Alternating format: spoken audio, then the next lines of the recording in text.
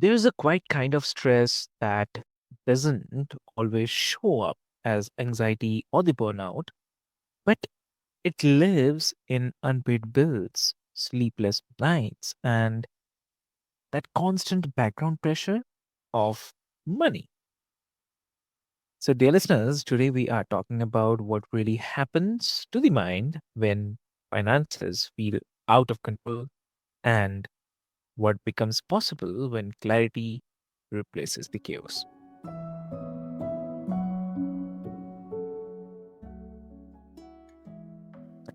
So, welcome back to another powerful episode of Healthy Mind, Healthy Life, where we explore how mental clarity, emotional resilience, and everyday choices shape the quality of our lives. And today I'm joined by a lovely guest. Please welcome Joy Ruffalo. Welcome to the show. Thank you very much. Glad to be here. Amazing. Thank you so much, Joy, for joining us today. And dear listeners, before we delve deep into our discussion today, I believe you have got a hint like what we are going to talk about. But before we do dive into the discussions, I'll quickly love to introduce you, Joy.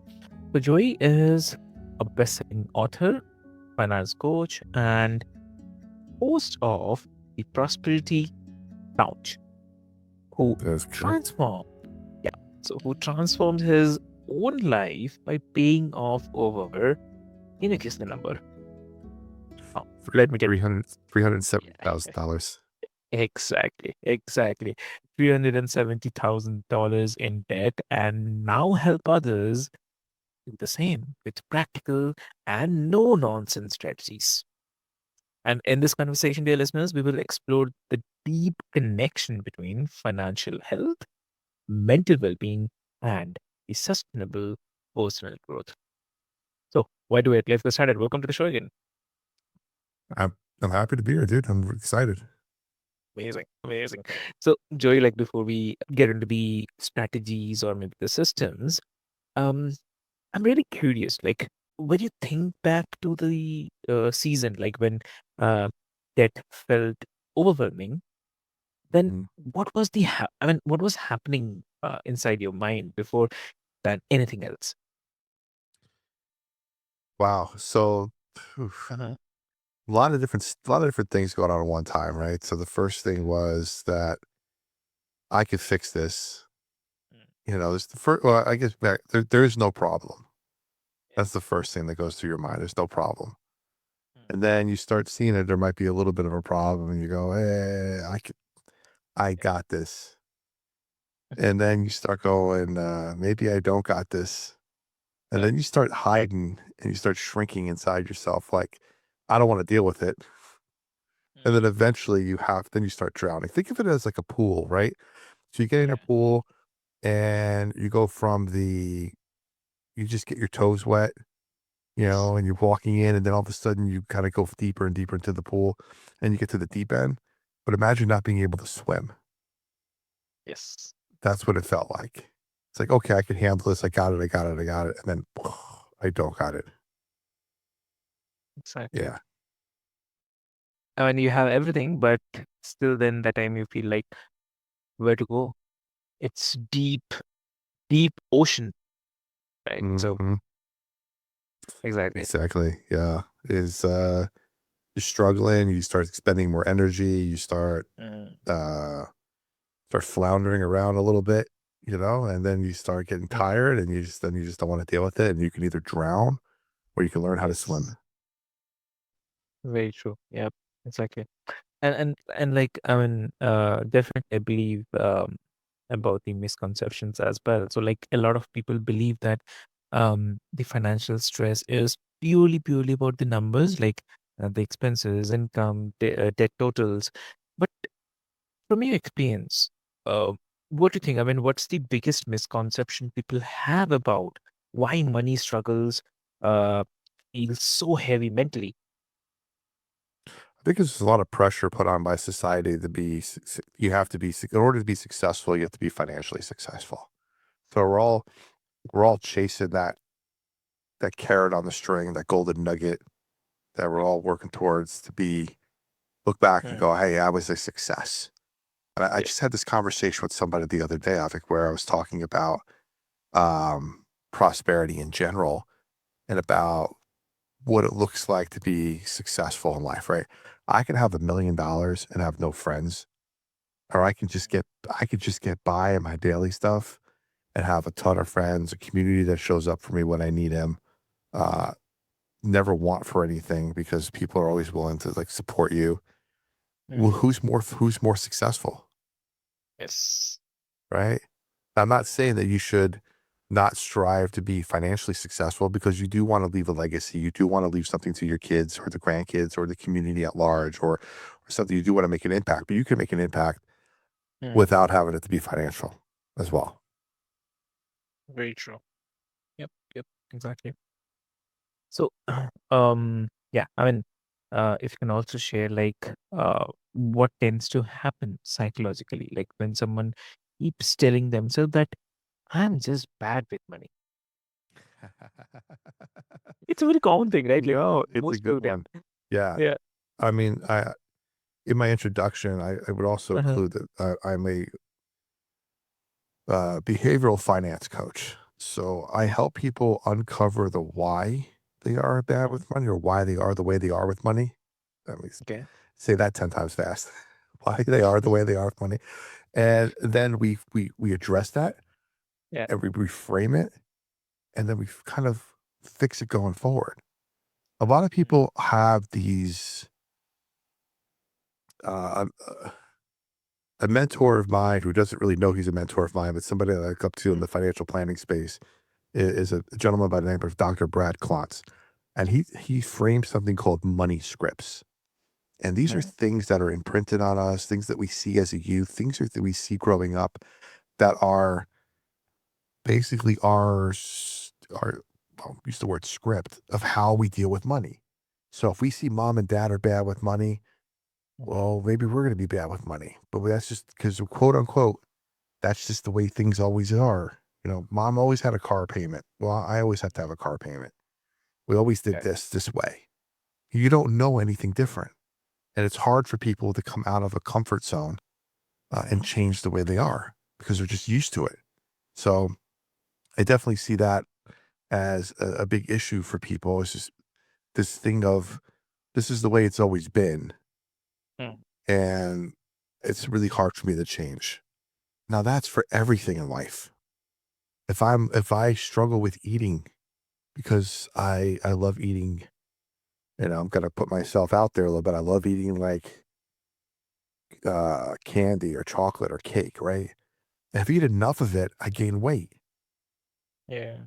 And if I look at myself in the mirror and go, man, I gained so much weight, what am I gonna do? I need to really lose weight. While I'm eating a slice of cake, I'm saying that to myself, Mm. right? I'm never Right. gonna change. But if it's just like this is always how it's been, I'm always gonna be this weight while I'm eating cake,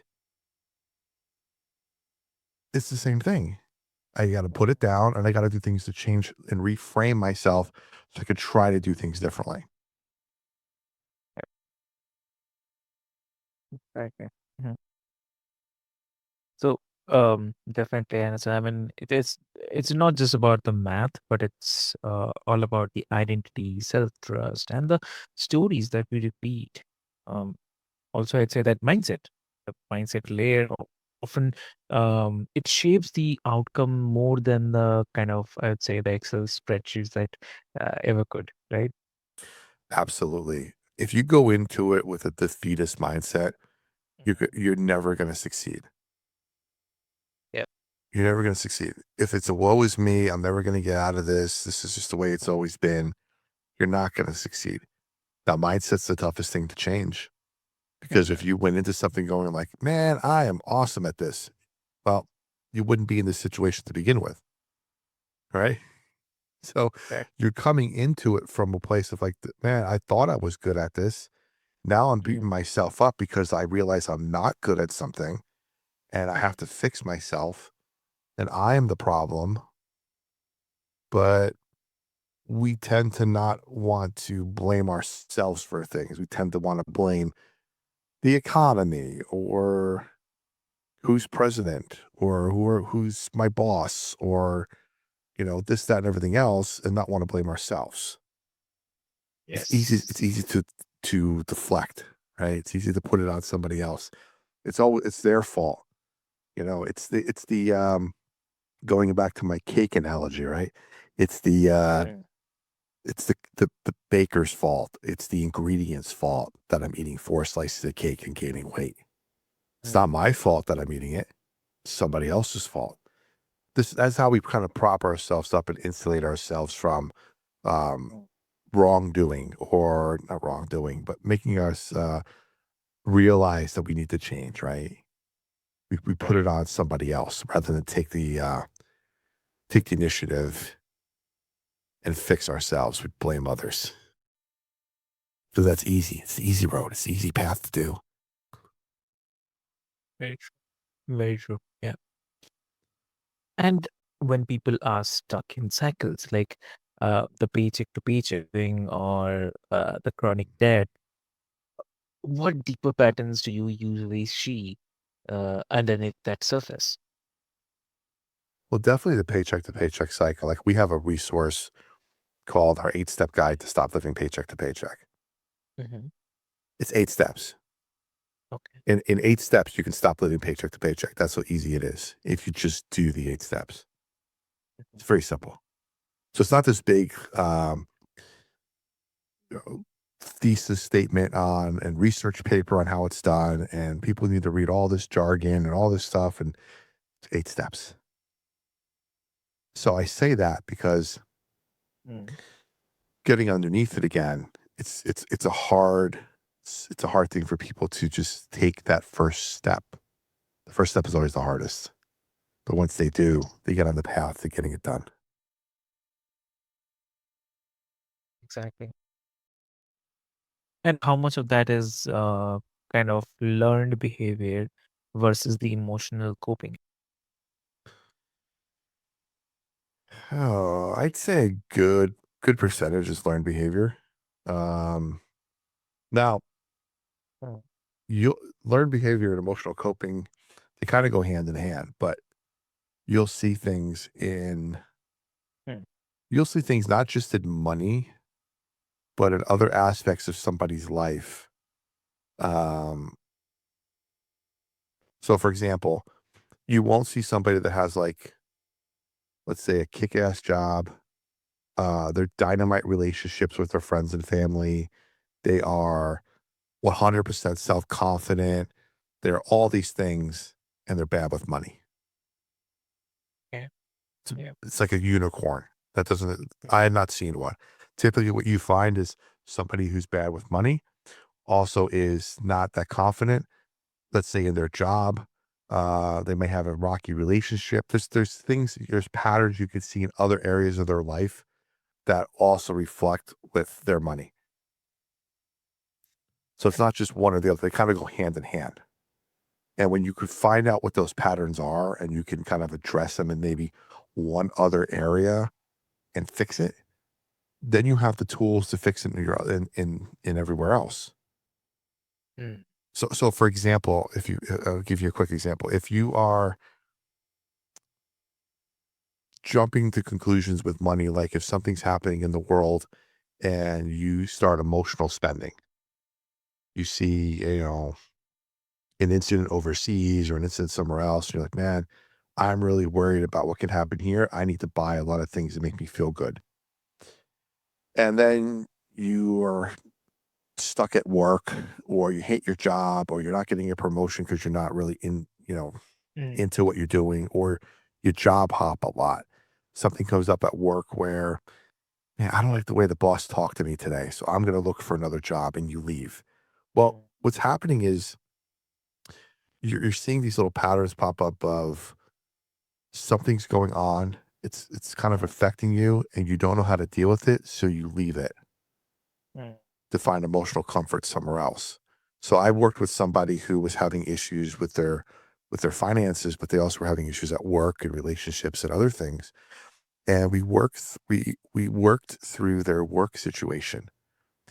So every time something would come up at work, they would leave their job and kind of work different places that every so often. But we developed something where if something happened at work, you're gonna just work through it. You're not going to leave unless something really major happens. But if somebody looks at you sideways or says a snide comment to you, that's not grounds for you to look for another job. Let's just work through that pattern and we'll figure it out.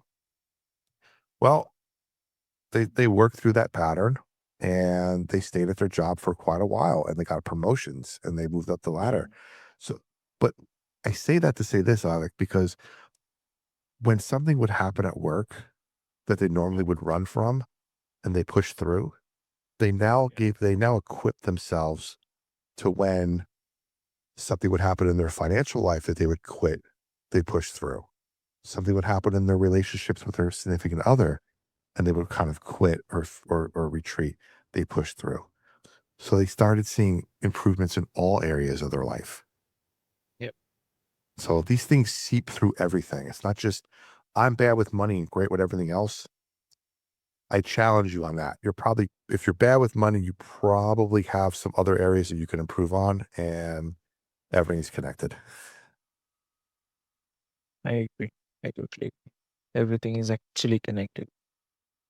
And I'm really, what I'm hearing from you is that money, it becomes a mirror, and it kind of reflecting habits, fear responses, and even how safe someone feels in their own life, right? So, uh, Absolutely. Absolutely. And, money too, we talked, this is, Mm. healthy mind, healthy life. Yes. Money's a huge stressor. Well, I take it back Exactly. to my situation when we were in all that debt. There was a good amount of time where I didn't sleep. I was up worrying. I had health issues because of it that I never had before, all from the stress.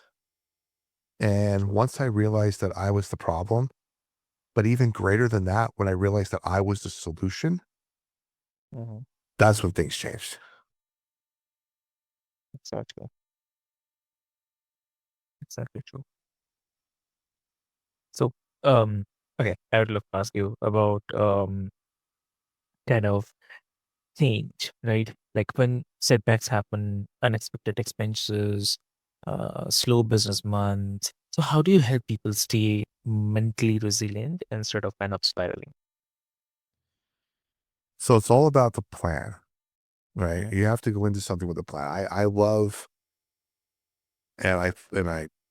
preach the budget. Yeah. My saying is the budget is the foundation upon which your Hmm. financial house is built. The stronger your budget, the more you can stick on Hmm. top of it. You can't build your financial future on quicksand. Mm. So, looking at the budget, you'll know everything that's coming in, everything that's going out. It's the scariest time in your life when you realize what's going out and what's coming in, and it doesn't make sense. And you realize, man, I spent a lot of money on coffee or a lot of money on fast food restaurants this month. Man, Yeah. where did that money go? So those are the wake up calls, right? And Mm. that's how you need that as your blueprint to start prepping for those leaner months or those months where you have Mm. those setbacks. Because if you clear things up, like let's say debt, for example, and you look at your Right. payments and go, man, I'm spending 1,000, 2,000, sometimes more on Mm. debt payments a month to pay off my coffee and my fast food and some other things that I spent on. Mm. Well, if I didn't have to spend that or send that to the credit card companies or the bank, I could put that money in my account. So when I have a lean month, I have money saved, right? So, yep. So it's sometimes that sounds good, and you start Mm. working with somebody, and the second month you start working with somebody, they have some issue that pops up that it's like it's an end of the world issue or something happens, and they're like, "All right, I don't have that money saved. What am I going to do?" Well, that's where you have to make the tough choices of either you got to cut more or you gotta work harder. You gotta work more. Mm. Money's out there. Money's out there. I mean, I said to somebody the other day, and I think this applies to, and I know your audience is not just in the US, it's everywhere. So Right. that's why I say I think it applies everywhere. But I know in the United States, for example, you could be bankrupt on Friday and you could be a millionaire by Monday Hmm. just from the opportunities that are here with your mind and your products and the computer and the internet. And I assume that that's probably true for most places around the world. The opportunity to connect with people, the opportunity to make money, the opportunity to Hmm. get a product out there quickly if you work hard for it. It's available to you. So Correct. again, realizing that you're the problem, but also realizing you're the solution. That's the biggest takeaway. Amazing. Amazing. And definitely, I really love that the financial clarity is not just about eliminating the debt, but it's all about restoring the peace of mind, confidence, and the freedom to make choices without fear. So lovely. So, Joey, for the listeners who want to learn more about your work or continue this journey, where's the best place to for them to find you? Best place to find me is on, I have two places really. Actually, I'll tell you three. First is the Okay. podcast. I have the Prosperity Lounge podcast. It's on Apple, Spotify, iHeartRadio, Pandora, Amazon, anywhere you can find a podcast. Avi. Mhm. Prosperity Lounge podcast. I actually have two. I have the Prosperity Lounge, which is our long form, hour, 30 minutes to an hour interview process. And Yeah. that interviews with business leaders from around the world, giving you leadership advice, giving you, God, just new directions on things, how to approach life. It's a Yeah. fantastic series. And then we have our daily dose episodes, our daily dose of prosperity. That's another podcast. It's also available Mhm. every Monday through Friday at 9 a.m. Eastern time. It's a 5 minute or less podcast that gives you quick, actionable daily tips on how to be prosperous, how to change your mindset, self discipline. Each week is a different topic Okay. and they kind of build on each other. So, like I said, they're less than 5 minutes. So, check those out. We have our YouTube channel, which is at the Prosperity Lounge on YouTube. All the videos are there. The Daily Dose videos are there. Our interviews are there. We are live every Monday, Wednesday, and Friday at 6 p.m. Eastern Time with either a live premiere or a live show. So you can come into the chat, you can connect with our guests. Our guests join us every week, ask questions, learn right then and there. Plenty of opportunities for you to kind of pick the brains of experts, be in front of them and talk to them and ask them questions every week. Monday, Wednesdays, and Fridays at 6.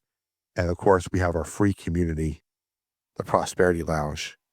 You go to www.theprosperitylounge.com. Use code RADIO when you sign up, and you'll get that free 8-step action guide that I talked about earlier. You get that free to your email just for signing up. Mm. So, dear listeners, what I'll do is I'll put all the links and the details into the show notes for easy reference so that you can easily reach out to him. And with this hope, thank you so much for joining us on Healthy Mind, Healthy Life. And dear listeners, I'd say if today's conversation resonated with you, take a moment to reflect on where the clarity, not the pressure, might be your next step, right? So, with this hope, until next time, take care of your mind, your habits, and the life that you're building one intentional choices at a time. So, thank you so much. Thank you.